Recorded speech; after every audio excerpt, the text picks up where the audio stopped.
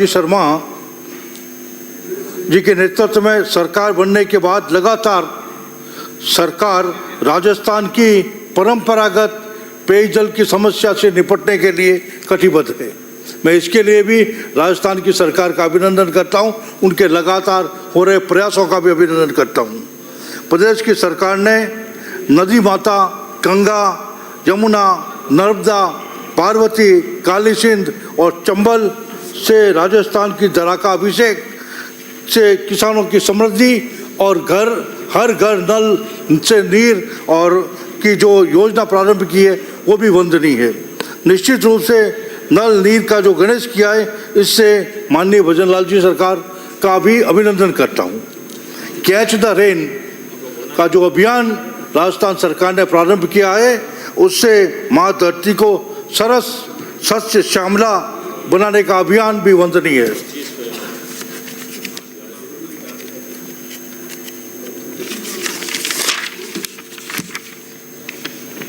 प्रदेश सरकार ने अपने 14 माह के कार्यकाल में 11,36,000 परिवारों को नल से जल उपलब्ध कराने का महत्वपूर्ण कार्य किया है। जल जीवन मिशन में उल्लेखनीय प्रगति निश्चित रूप से हम सभी के लिए गर्व की बात है। जबकि पूर्व सरकार ने तो जल जीवन योजना का नाम ही बदलकर जमकर जीमो योजना बना दिया। हर स्तर पर जिस तरह का भ्रष्टाचार हुआ जल जीवन योजना में, उन दिनों तो हर रोज अखबारों में सुर्खियां बनती थी। लेकिन भजन लाल जी की सरकार ने इसको बदला और आज 14 माह के कार्यकाल में निश्चित रूप से जो प्रगति हुई है वो उल्लेखनीय है। इस भ्रष्टाचार के खेल के कारण आम गरीब व्यक्ति, शहर, गांव और टाणी में रहने वाला उन लोगों तक समय पर जल नहीं पहुंचाया जा सका। इसके कारण से ये योजना हमको बनानी भी पड़ी। सरकार 5 सालों में 5 सितारा होटलों से चली। इस कारण से संवेदनशीलताएं समाप्त हो गई और संवेदनशीलताएं समाप्त हुई, उसका सबसे बड़ा फर्क ये पड़ा कि आम गरीब की चिंता सरकार को नहीं रही और उसी कारण से जल जीवन जैसे मिशन में भी जो देरी हुई और आम गरीब को जो तकलीफ हुई वो सरकार तक नहीं पहुंची।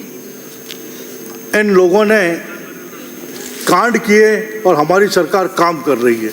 ये 14 माह में जो बेसिक फर्क देखने को मिला, इन लोगों के कांड के सामने हमारी सरकार काम कर रही है और काम करके बता भी रही है। इसलिए मैं इस सरकार का अभिनंदन करता हूँ। विशेष रूप से जलदाय मंत्री आदरणीय कन्हैयालाल जी का, जो लगातार दौरे पे दौरे करते हुए हर जिले को टच करते हुए जिस तरह से वो फॉलोअप कर रहे हैं, मैं समझता हूँ राजस्थान जल्द ही जल के मामले में आत्मनिर्भर होगा। एक बार पुनः अभिनंदन करता हूँ।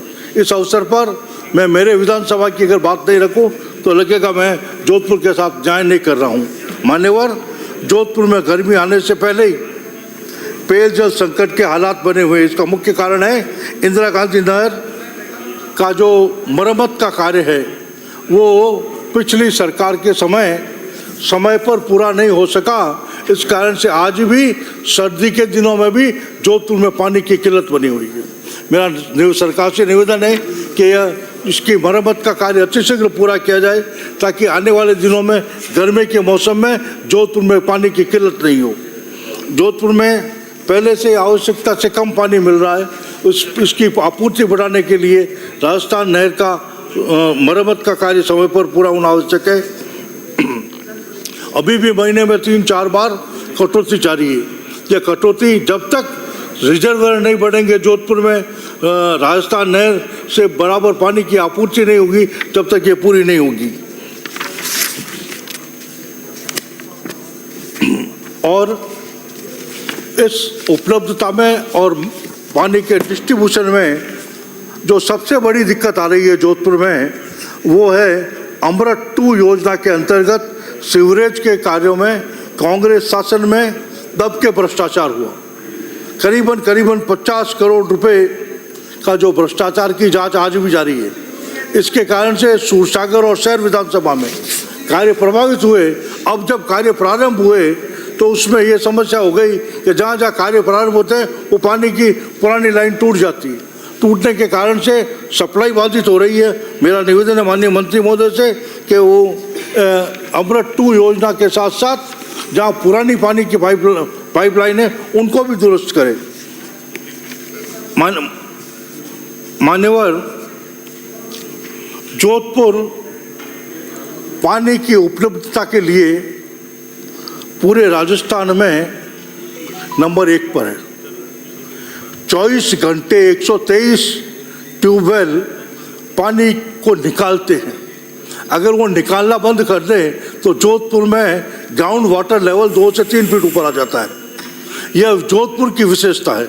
मेरा माननीय मंत्री महोदय से निवेदन है कि ऐसी एक कार्य योजना बनाकर जिसमें यह पानी क्षेत्र के आसपास जो परंपरागत जल स्रोत है, चाहे वो शहर के अंदर चांद बावड़ी है, चाहे वो शहर के अंदर काफ़ी बावड़ी है, जालप मोहल्ले की बावड़ी है, इसी तरह से इन बावड़ियों को अगर उनके साथ कनेक्ट कर दिया जाए तो ये जो परंपरागत वाटर सोर्सेज है ये रिवाइव भी हो जाएंगे। और इसके साथ जो इन क्षेत्रों में हो रहे जैसे गंगलाव तालाब आज विलुप्त होने पे क्योंकि अतिक्रमण की भेंट चढ़ गया, अगर उसके पास जो वाटर रिजर्व सोर्सेज है, ट्यूबवेल आप चला रहे हो बकरा मंडी में, उसका अगर कनेक्शन उससे कर दिया जाए तो एक तो ये अतिक्रमण होने की समस्या से मुक्त होगा और दूसरा ये परंपरागत वाटर सोर्सेज जीवंत हो जाएंगे।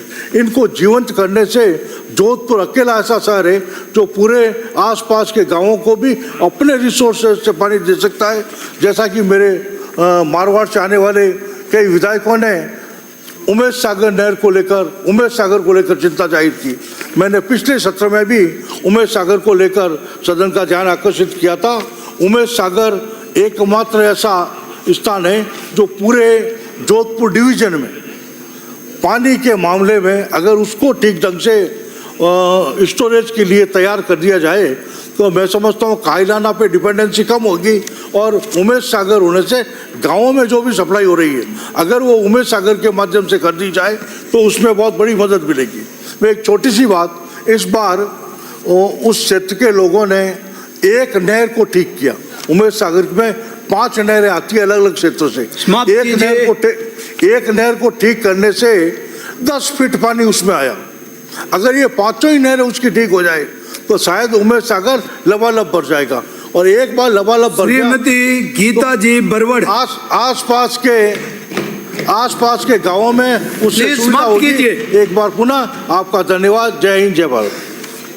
सभापति महोदय, आपने मुझे मांग संख्या 4142 पर बोलने का मौका दिया, इसके लिए आपका बहुत बहुत धन्यवाद। मैं अपनी विधानसभा की बात करना चाहूँगी। विधानसभा क्षेत्र भोपालगढ़ में पेयजल को वर्तमान की आबादी के हिसाब